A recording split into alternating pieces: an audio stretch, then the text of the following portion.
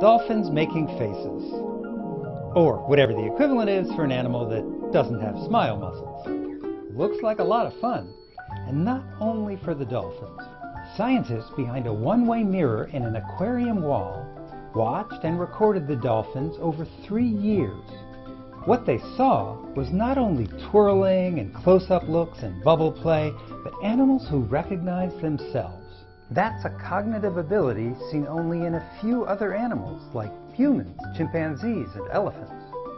Even more interesting, the 2 young dolphins in this study, Bailey and Foster, showed self-recognition at an earlier age than chimps or humans. And that's what scientists predicted, because dolphins develop earlier than humans or chimps in numerous social and physical ways. One thing the scientists looked at was self-directed behavior. They're using the mirror to view themselves. They're looking in their eyes closely. They may look at the insides of their mouths and wiggle their tongues. That kind of behavior appeared in one dolphin, Bailey, at 7 months. In humans, mugging for the mirror doesn't start until 12 months or later. Next was the mark test.